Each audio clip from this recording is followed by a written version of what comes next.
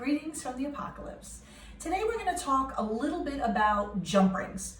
Jump rings can be aggravating little shits and they drive everybody a little bit crazy. So I'm going to show you a few things you can do to make your life less aggravating, which is always my goal, is to be less aggravated. So jump rings. A lot of people will ask me, why can't I just buy my jump rings? I hate making jump rings. Like everything else in jewelry making, things get easier the more you practice. So I promise you it will get easier. Now, there's really nothing wrong with buying jump rings. I mean, my philosophy is if you're not cheating, you're not trying hard enough, right? But the problem is that usually when you buy them and you put them on a piece, they never are the right size or the right thickness or whatever, and they tend to kind of like stick out like a sore thumb. So for me, if they blended in and they were perfect and fabulous and it saved you work, great.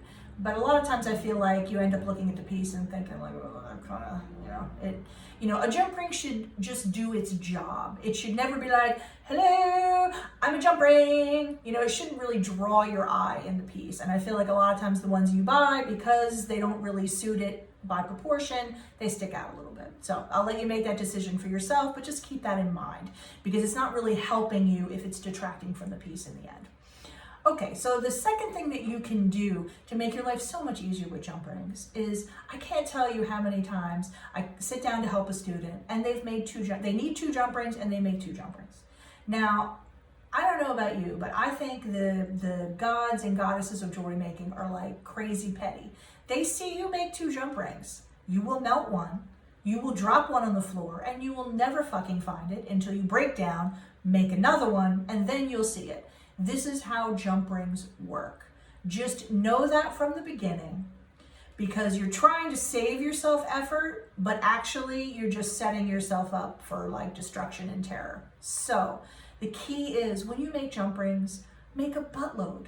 Make a whole big coil and saw them and just do it. It takes practically the same amount of time to saw, 20 jump rings as it does to saw 3. Okay, you know what I mean? It's once you're all set up and everything, you just keep going. And that way also, if a couple of them are funny looking, which that happens, you can just throw them in with your scrap instead of treating each one like, this is the only jump ring, I need this jump ring. Like, you can be cool and let it go and only use the ones that actually look good and not drive yourself crazy if one of them falls on the floor.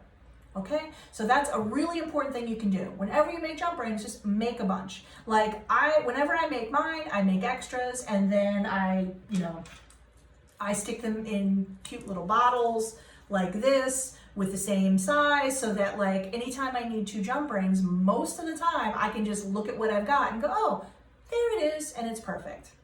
It isn't always perfect, but believe me, it'll start to make your life much easier. So think about that, just making extra, and just acknowledge from the start, things will go wrong. Don't set yourself up to be in a position where if everything doesn't go perfect, you're screwed. Because guess what? When do things ever go perfect? Just accept it's not going to happen. That's not life.